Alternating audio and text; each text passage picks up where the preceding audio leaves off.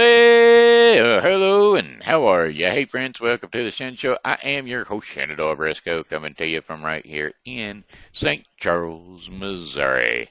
Hey, you know what? Today is Tuesday, June the 2nd, 2020. Got a happy birthday shout out going out to Pam Willis and Shenandoah Pitcher Veele. And so, without further ado, here's a birthday song for Shenandoah and Pam, too. Well, hey, I heard it's your birthday today. So happy birthday, I'ma say. You know, Pam and Shenandoah, you're 1 more year older today. So happy birthday to you, I say. I said, hey, I heard it's your birthday today. So happy birthday, I'ma say. You know you're 1 more year older today. So happy birthday to you, I say. And many more. You cha cha cha cha cha ha ha ha ha ha ha ha. And how about them Facebook friends of mine? Well, I'll tell you, all them people that thumbs up me and liking my show, a like my show. Well, I got my dad out there. Yeah, he likes my show, and my mom loves my show. And well, I got a whole mess of other folks too.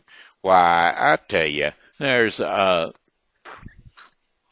Sue Little, and she also plays tag with me on the poke tag. And then there's Leony Pedraza Fernandez, Martin Kelly, Alan Adams, Steve Clary, Don Rhodes, Norma Wagner, and a whole slew of other people who are on there that do not like the show. Don't know why they don't throw a thumbs up and like it. I know occasionally I'll get one from Brian Jones and Liberty Ann Jones, but I don't get a whole lot of likes from a lot of people that I know watch the show. But that's okay. Hey. If you're on there and you like that show, hey, give it a thumbs up and I'll let folks know. Don't you know? Don't you know? And please, go over to YouTube and like it there, because that's the place to like the show. You know what I'm saying? You know what I mean? All right. That being said, how about some weather forecast brought to us by Wallace Resale? That's right, Wallace Resale on Facebook. Go to Wallace Resale on Facebook and just um, peruse and look at the items you'd like to purchase and let them know on their messenger, and they will get back to you. Either a Rick or a Dawn. One of the two will get back to you.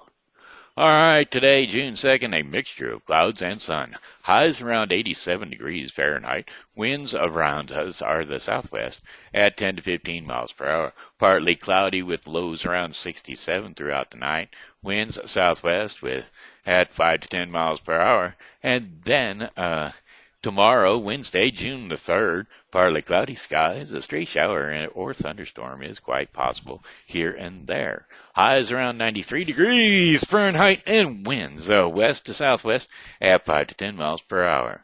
Variable clouds with scattered showers and thunderstorms mainly overnight. A few storms may be severe. Lows around 68 degrees Fahrenheit. West to southwest at 5 to 10 miles per hour.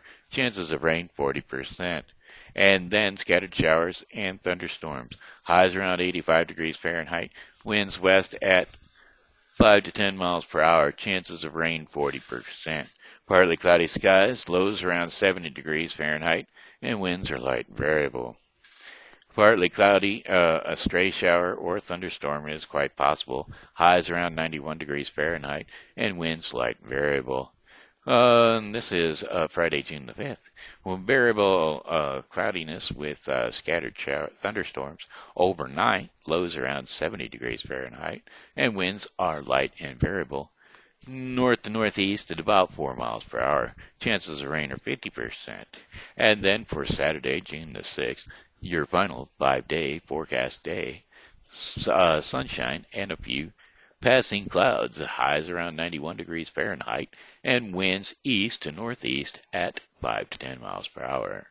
Mostly clear. Lows around 70 degrees Fahrenheit. Winds east at 5 to 10 miles per hour. And that concludes your 5-day forecast for the St. Charles viewing area, brought to you by Wallace Resale. Alrighty, I have chose a song to sing. Little surfer, little one, made my heart come all undone. Do you love me? Do you, surfer girl? Surfer girl, my little surfer girl. I have watched you on the shore, standing by the ocean's roar. Do you love me? Do you, surfer girl? Surfer girl, surfer girl.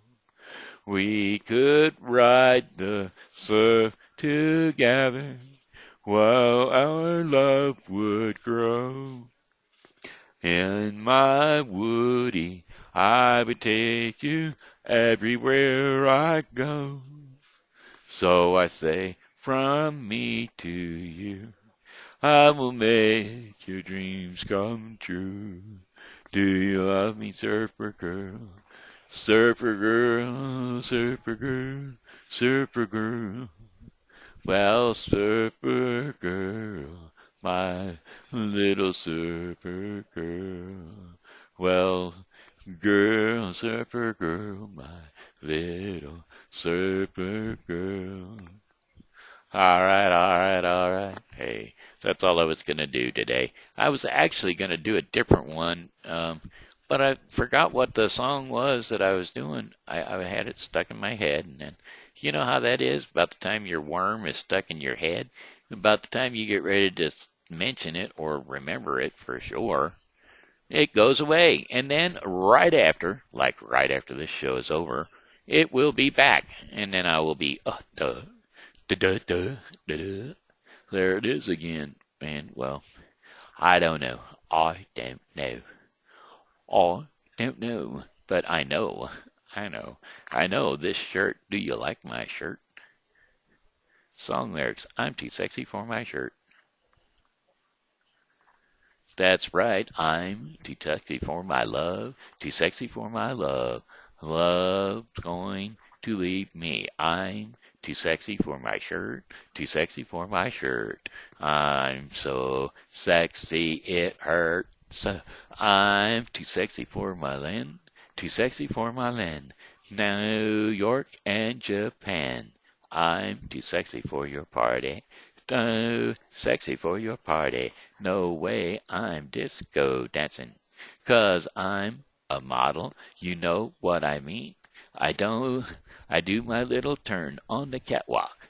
Yeah, on the catwalk, yeah. I shake my little tush on the catwalk. I'm too sexy for my car, too sexy for my car, too sexy by far. I'm too sexy for my hat, too sexy for my hat. What do you think of that? 'Cause I'm a model, you know what I mean? And I do my little turn on the catwalk. Yeah, the catwalk. On the catwalk, yeah. I shake my little tushy on the catwalk. Too sexy for my, too sexy for my, too sexy for my, 'cause I'm a model. You know what I mean? To do my little turn on the catwalk. Yeah, the catwalk. On the catwalk. Yeah, I shake my little tushy on the catwalk. Too sexy for my cat, too sexy for my cat. Poor pussycat, pussycat. Poor pussycat. I'm too sexy for my love, too sexy for my love. Love's going to leave me. I'm too sexy for this song, too sexy for this song. I am done. Okay, that was Right Side Fred. That's who done that song. All right, anyway, that's enough of that. Looks like it's about time for our story time. That's right. Well, hey, the princess had gotten all prepared and had the pearls in the cucumbers, and we were ready for the prince to show up.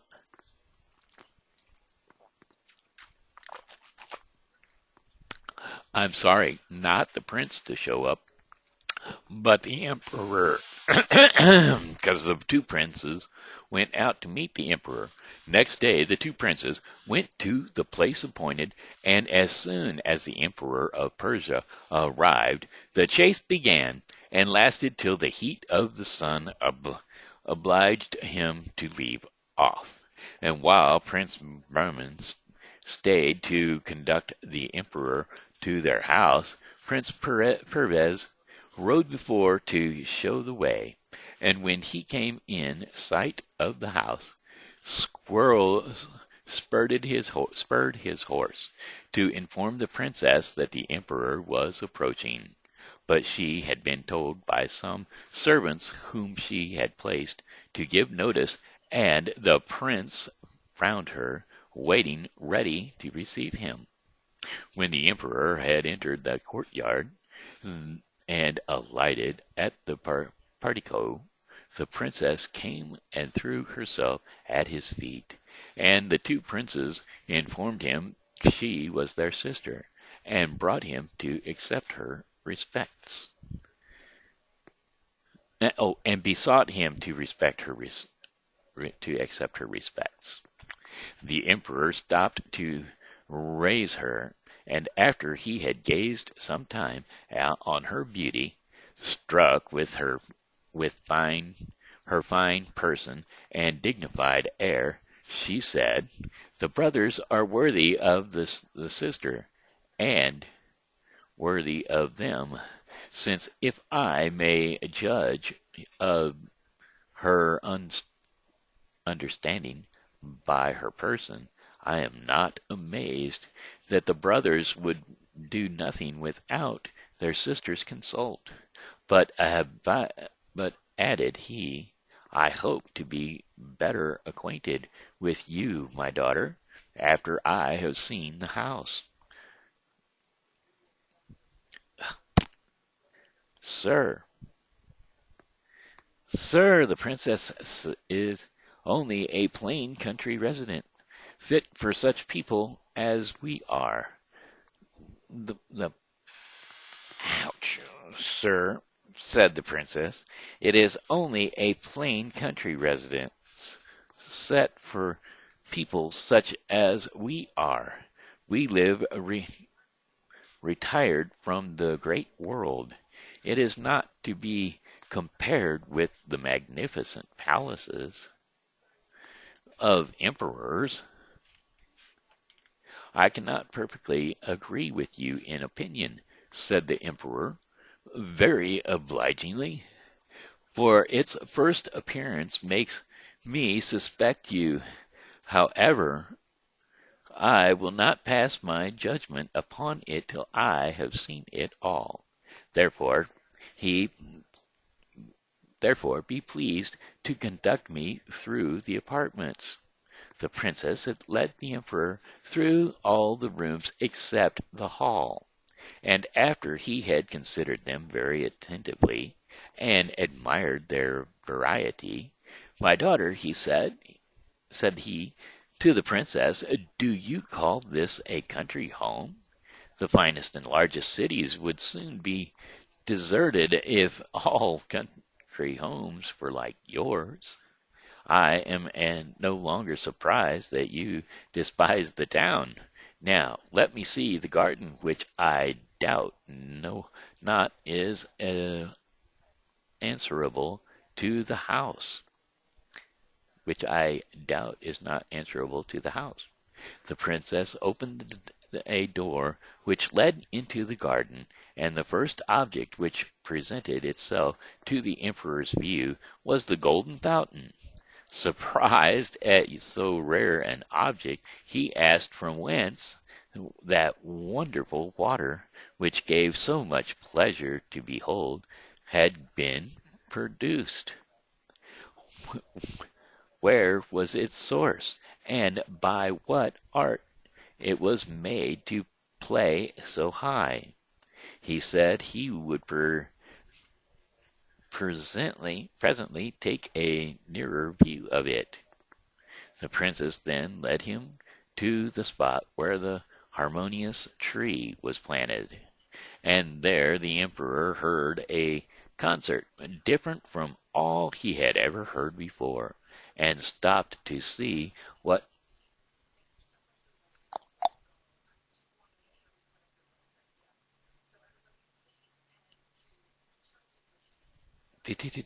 and stopping to see where the musicians were, he could discern nobody far or near, but still distinctly heard the noise which ravished his ears and senses.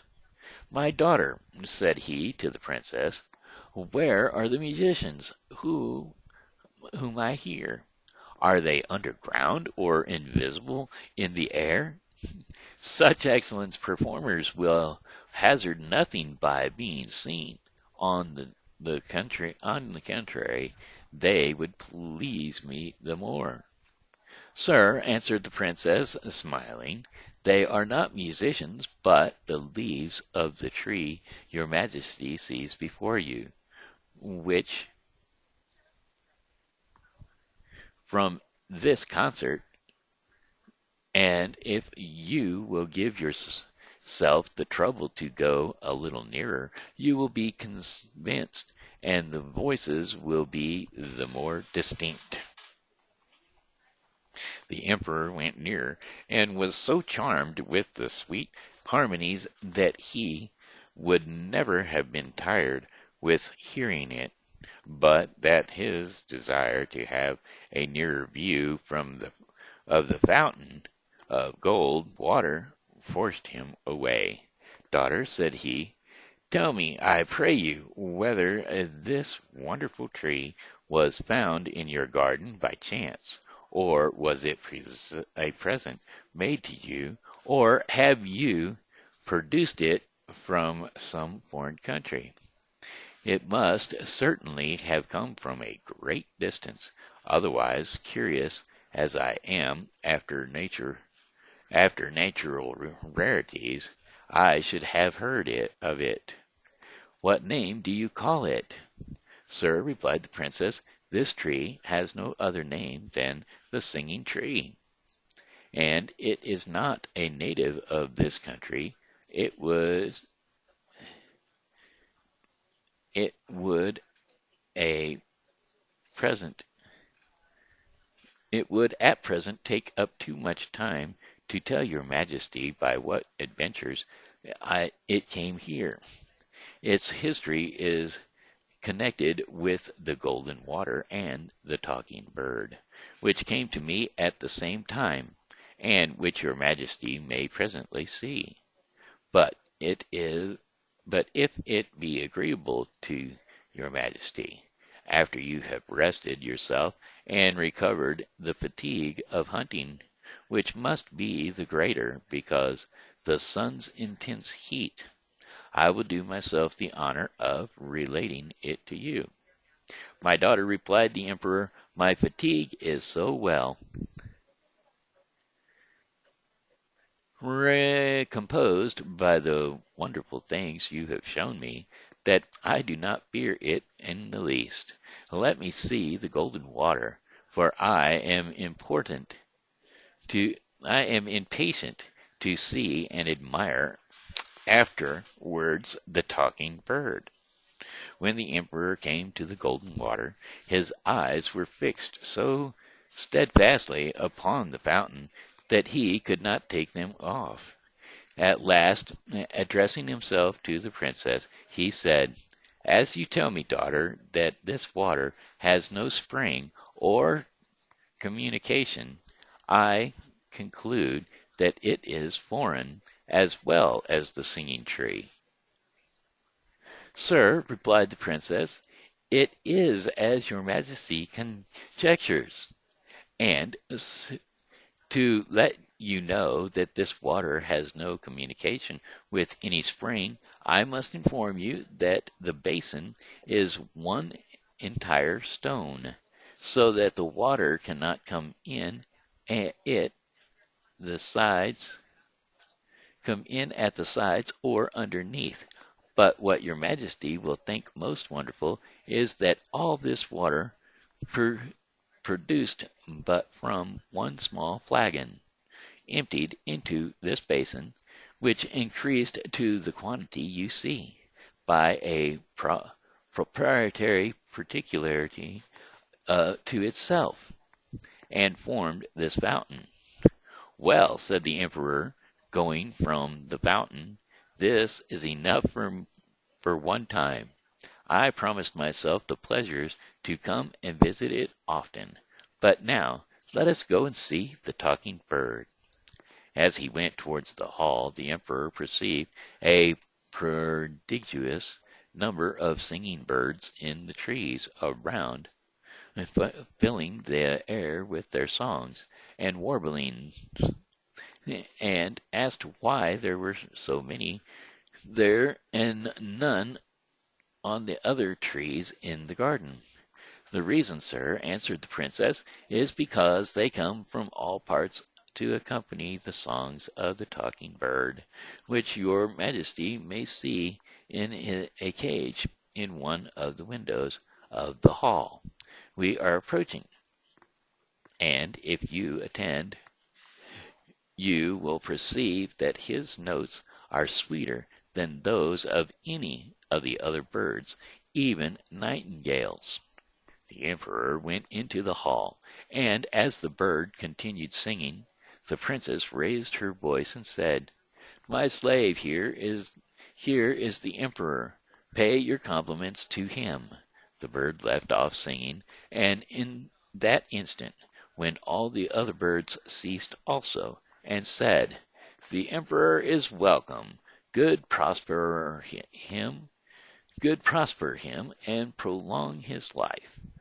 As the entertainment was served on the sofa near the window where the bird was placed, the Sultan replied as he was taking his seat, "Bird, I thank you, and am overjoyed to find in you the Sultan and King of Birds." As soon as the emperor saw the dish of cucumbers set before him, thinking they were prepared in the best manner, he reached out his hand and took one. But when he cut it, it was in extreme surprise to find it stuffed with pearls. "What novelty is this?" he said, "and with what design were these cucumbers stuffed thus with pearls, since pearls are not taken to be eaten?" He looked at his host to ask them the meaning, when the bird interrupted him, said, "Can your majesty be in such great astonishment at cucumbers stuffed with pearls, which you see with your own eyes, and yet so clearly believe that the queen, your wife, gave birth to a dog, a cat, and a piece of wood?" "I believe those things," replied the emperor, "because the attendants assured me of the fact." "Those attendants, sir," replied the bird, "were the queen's two sisters, who, envious of her happiness in being preferred by your majesty before them, to satisfy their envy and rage, have abused your majesty's credulity.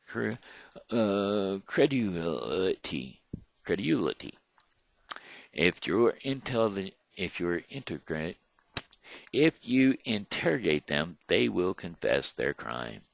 The two brothers and the sister whom you see before you are your own children, whom they exposed and who were taken in by the intendant of your gardens, who provided nurses for them and took care of their education."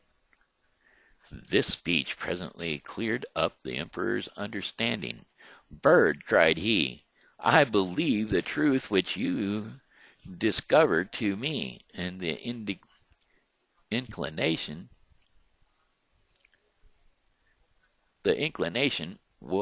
which drove me to them, told me plainly they must be of my own blood. Come then, my son, come, my daughter, my sons, come, my daughter. Let me embrace you and give you the first marks of a father's love and tenderness. The emperor then rose, and after having embraced the two princes and the princess, and mingled his tears with theirs, said, "It is not enough, my children. You must embrace each other, not as the children of the intendant of the gardens, to whom I have been so much obliged for preserving your lives, but as my own children of the royal blood of the monarchs of Persia, whose glory I am persuaded you will maintain." Let's see, how many more pages? You know what? There's only one more page, and so we're going to go ahead and do it. Well, 1.5 more page. After the two princes, you know what? If I do it now, you might not tune in tomorrow to find out the rest. So guess what? We're going to get a 1.5 pages tomorrow, because we're right there at it now, aren't we? Close to the end. So we're going to leave you today with this section of the program, Story Time, The Arabian Nights, The Talking Bird. And tomorrow we will conclude The Arabian Nights, The Talking Bird. Okay. That was brought to you by none other than Family First Home Health Care. That's right, Family First Home Health Care is providing services throughout the St. Louis, Illinois, St. Charles area, needing workers for the St. Charles area, especially in my district of the woods, in St. Charles North End. So, give them a call or connect with them on the web, yes, the World Wide Web, surfing the net at Family First Home Health Care. That's FamilyFirstHHC.com, and that's family1sthhc.com. Or you can go to family1sthhc at gmail.com. Either way, send them a resume and let them know you want to work for me today. Alrighty, our next section of the program is called the Bible, Daily Bread, our Daily Bread section of the program, and it's brought to you by The Bible with Briscoe, a daily reading of the Bible to be completed within 1 year. Today, the Bible verses that are going to be read in the Bible with Briscoe are 2 Chronicles 17 through 18 and John 13, 1 through 20. Okay, hey, today's devotion is called Chosen to Forgive. Chosen to forgive. That's right, because if you don't choose to forgive, why, you might end up living yourself a very bitter, poor life. And well, I could have chose that path. I could have chose to just sit and stew over what happened to me and, well, when who hit me or how I was hit and what happened and blame everybody under the sun except for myself or whatever. But I did not. I chose not to. I chose to forgive the people that I believe were involved in the situation. I may or may not have forgiven them completely. I'm telling you, I don't know. I won't know until before I get before God and say, yes, you did forgive them completely. But I do know that whenever I'm telling the story, I always say who they are and what they said. So I don't know for sure if I've completely forgiven them or not. I know I always bring them up in the middle of the story of what happened to me. So, yeah. By the way, it was the electric company out there in Troy, Quiver River Electric Company. them's the ones. Anyway, uh, going by their story. But anyway, today we're going to be reading Luke 1, 76 through 79, which is very short, I guess. Yes. 76 through 79, Luke 1, 76 through 79, Luke 1. And you, my child, will be called a prophet of the Most High, for you will go on before the Lord to prepare the way for him, to give his people the knowledge of salvation through the forgiveness of their sins, because of the tender mercies of our God, by which the rising sun will come to us from heaven, to shine on those living in darkness and in the shadows of death, to guide our feet onto the path of peace. And therefore, there you have it, forgiven. And if God can take his son and put him on a cross to forgive us for our sins, of which we have many, then, hey, I should be able to forgive the Quiver River Electric Company driver who was at fault in my accident. So, anyway, hey, that being said, it looks like the end of the Bible, the program. That's the end of the Daily Bread portion of the program, brought to you by The Bible with Briscoe, a daily reading of the Bible to be completed within 1 year. All right, so that's it for the Shen Show. This here be Shenandoah Briscoe saying, well, goodbye, my friends. It's a time to go. I said, goodbye, my friends. It's a time to go. I hate to leave you, but I really must go. So goodbye, my friends, goodbye. This here has been Shenandoah Briscoe saying hello and how are ya? Thanks for tuning in to the Shen Show, and as always, you know, God loves you and so do I, so be blessed. And come back and see me tomorrow because, well, hey, I'll be here, and I hope that you are too. I'm too sexy for my shirt, too sexy